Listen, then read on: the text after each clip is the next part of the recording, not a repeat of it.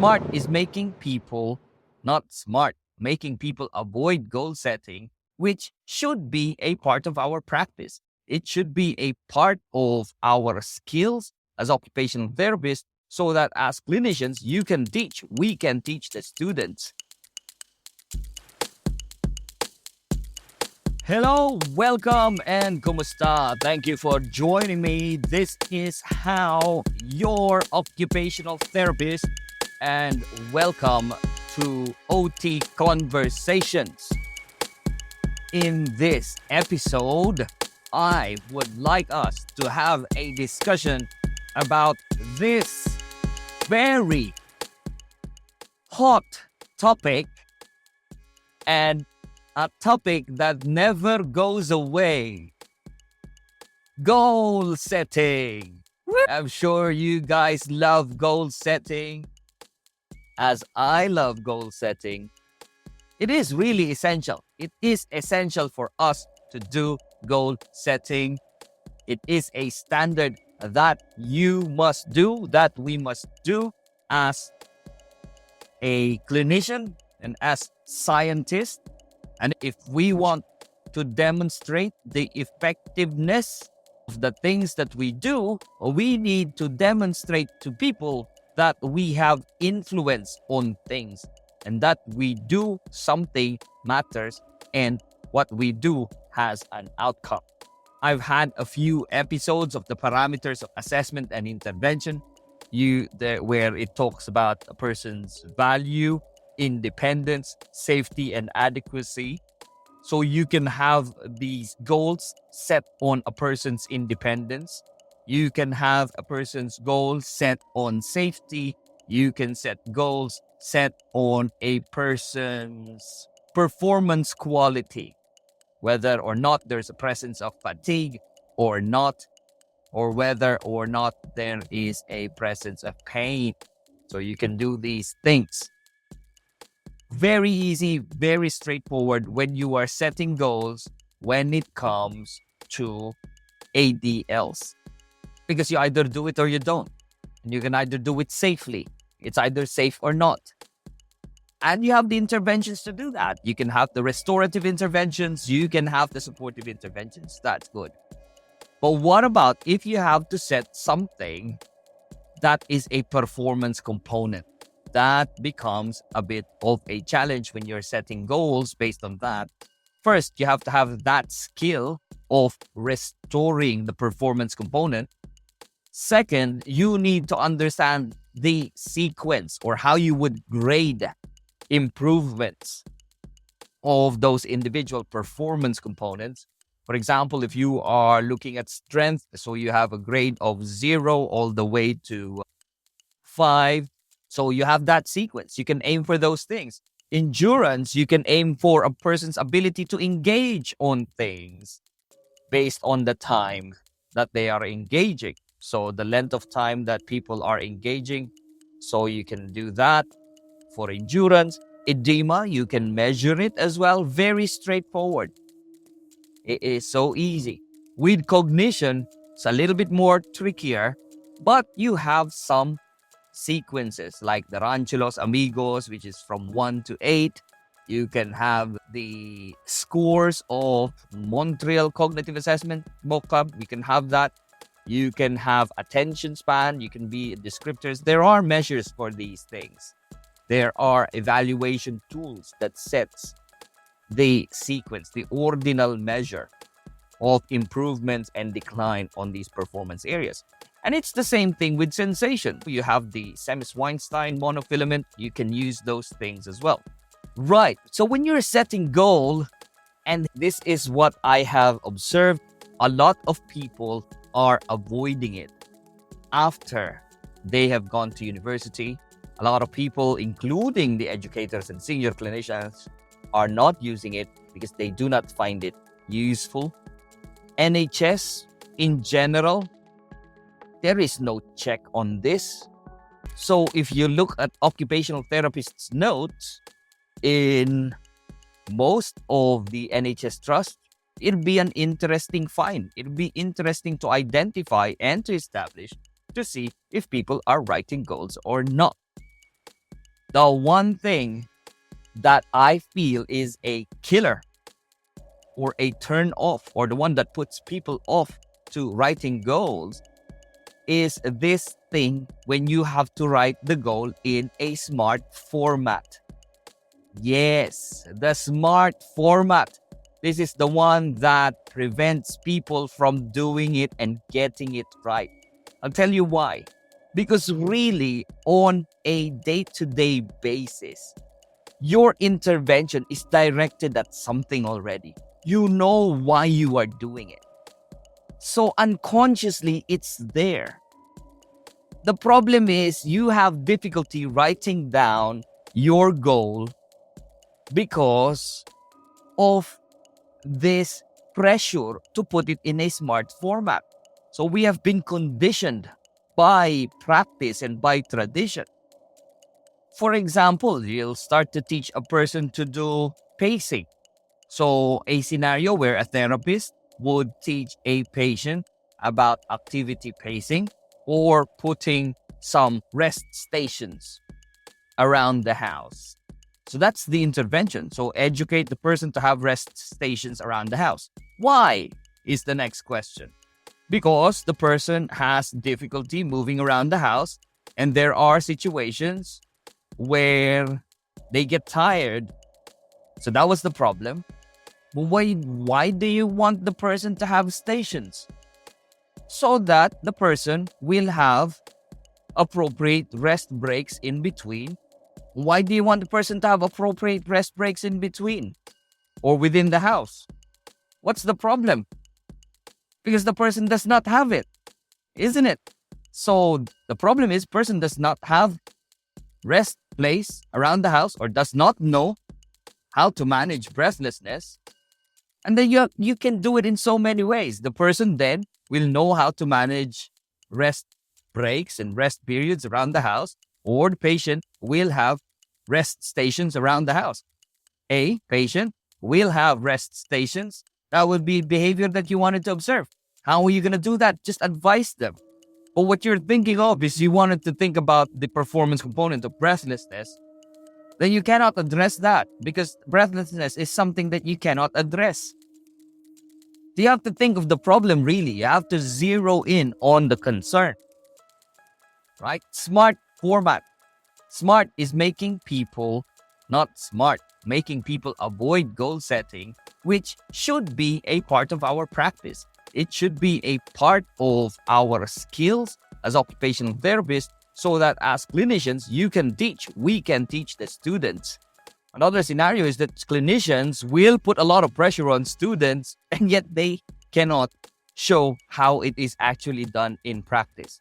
An interesting experience that I had one point was I was showing a process to an old clinician, but she was working in the community. And it's very straightforward. When we have treatment planning, you have the problem, you have the objective and the goal, and then you have the treatment plan. And when I asked her about goal setting, particularly with walking, the clinician said to me that this patient will be safe walking to the kitchen. And that was quite impressive. I was impressed straight away because this clinician did not aim for independence. With moderate assist, maximum assist, did not even put a time frame in it. For the time frame would be for the amount of time that you're working with the patient. Unless you're really pressured. But we're not covered by insurances. And so the insurance, there's no pressure for these things. Time frame is an illusion. Time is an illusion. And she did it and she aimed for safety. And you can achieve safety by either retraining, by providing appropriate support, by providing appropriate adaptive aid. There we go. That was impressive because the person just broke free from the conditioning that we have been doing to our students, right? So when it comes to goal setting, and I was thinking about this, there are a few things that you need to consider. when you're setting goals, number one, you have to remember the service. You can only set goals based on what you do, based on what the service is allowing you to do. You can set goals if there are some service targets. For example, if you need to see a stroke patient within 24 hours of admission, then that would be a service goal, isn't it? You're going to make that as a key point that patient will be seen by occupational therapist in 24 hours. Why? Because it is the service. And you cannot move that away from the expectations because the service is a service. What if, for example, your service is all about cognitive assessment? So your objective would be the patient will be assessed in terms of their memory, recall, will have cognitive assessment. That's all you can do. You cannot aim for anything, but you've done something. But why? What did you do then? Why did you do it? What was the problem? Why did you assess? You assessed because you do not know. You assess to find out. So service is the one thing that you need to consider when you are setting a goal. If your objective is if you're just signposting a patient or giving them information about community services, for example, then that's the service. A patient will be better informed of the community services. That's what you did, isn't it? Service. The next thing that you need to consider is time. In the SMART format, you are putting a time on the amount of time or how much time do you require to achieve such and such. That's one way of doing that. If you're being asked and you don't have any time pressure. But mind you, in reality, when you're working in the hospital, the pressure is time. You do not dictate the time. Time is somehow given to you. For example, a person has achieved medical independence or medically optimized. Person's been medically optimized. Say they have pneumonia and after 2 days or 3 days of being in the hospital, they're expected to be medically optimized in 3 days' time. So you've seen them on day one and you've seen that they've been deconditioned and debilitated. And then the doctor says, yeah, after the person being put from an IV antibiotics to oral antibiotics, say in 3 days' time, it's about 5 days. But anyways, say in 3 days' time, they'll be medically optimized. When it comes to dressing, would you expect the person to be independent? Probably not. You can probably realistically say the person will have appropriate support for dressing. Maybe the patient will have appropriate support for showering and washing. That time is dictated. What about if you are in the hospital or in a rehab facility, a tertiary care inpatient facility, where you have time to work with a patient in 2 or 6 weeks' time? Then yes, you can aim for the person to be independent with dressing. Or you can aim for them to be able to dress with setup assist rather than assistance of one. So your goal of time, the time is influenced by the pressure, by the service. It is very seldom that nowadays you are given a chance to actually set the time because everything is dependent on a lot of things. Things are dependent on when the person will achieve their medical safety or medical fitness or medical stability, or sometimes you're only allowed to work with a patient for a short period of time. Yeah, time is really mobile and you don't have control of this. It's given to you. The next thing when you're setting goals, you have to think about the uniqueness of the situation. So you cannot copy a goal from one individual and then repeat it and do the same thing with the other. Be client-centered, be directly working with the person, your patients. Be client orientated. It is not a template that you can copy and paste. If you are aware of your patient, then it has to be unique and tailored to the patient. Unique. It has to be unique. Yeah. And how is it going to be unique? Another factor, it has to address the problem. So it's problem based. You are setting goals to address a problem. So you cannot set goals without knowing what the problem is. You just have to define the problem. The challenge with the problem is that it can take many forms. It can be a problem of independence. It can be a problem of safety. It can be a problem of adequacy and quality. That would be a problem. So it has to be problem-based, because once you know what the problem is, you're doing a goal is to just take that problem away. Problem is another thing. That's the fourth one. The fifth one is it has to be integrated. If we are aiming for goals to be more efficient and that does not get duplicated, it has to be integrated within the team. So physio would set goals relevant to theirs, OT, everything should be in just the one document. It has to be integrated. And once it's integrated in one document, you can see which ones are doing or sorting out which problems. Yeah? Okay, so it has to be integrated. And the last is it has to be dynamic, meaning this goal-setting activity has to be addressed, and you have to use this regularly. You have to refer to this rather than just using it at the end of the session where you're just going to complete a few things. That's not going to be effective. It's just going to be an exercise, a tick box exercise. I have worked with some centers or some units where it's the rehab assistants that are closing the case and setting the goals, and not the clinicians. Imagine that. It's the assistants that are closing the case. Why is that? That's because the clinicians don't know how to set the goals properly, so they thought they'd just pass it on to an assistant. And that is wrong. Okay? It has to be the clinicians that will set goals. For example, so sometimes the problem, yes, there's problem in some of the treatment plans. And then the problem was the patient had appendectomy.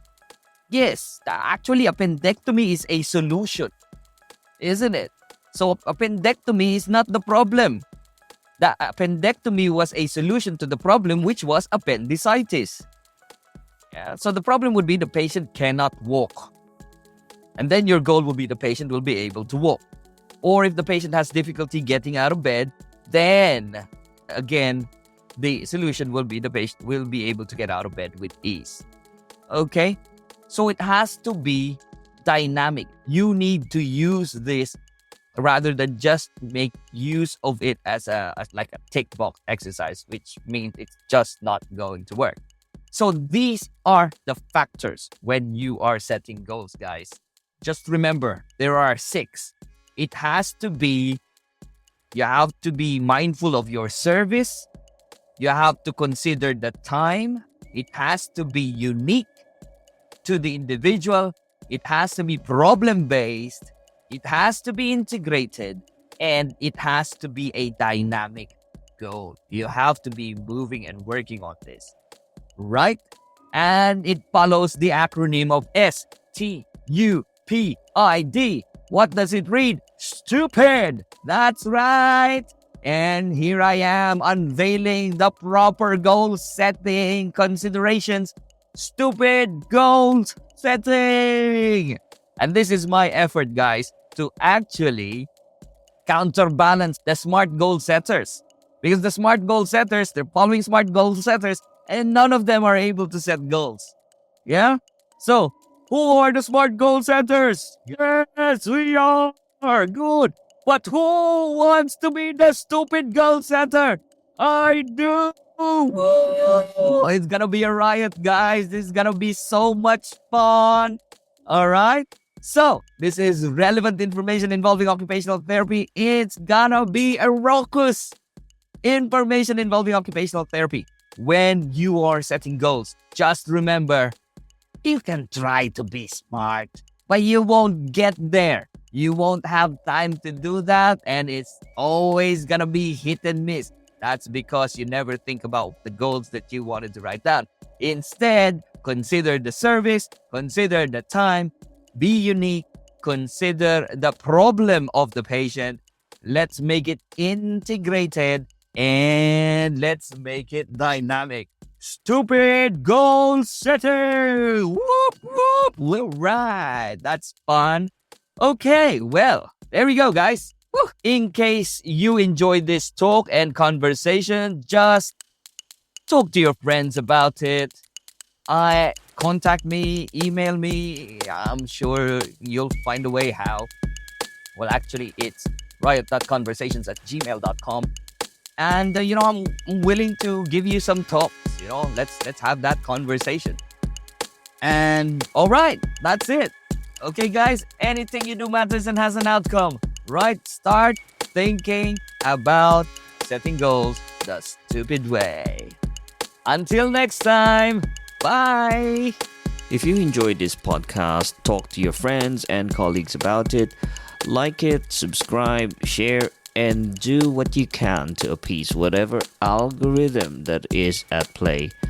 Just remember, guys, anything you do matters and has an outcome. Until next time, bye.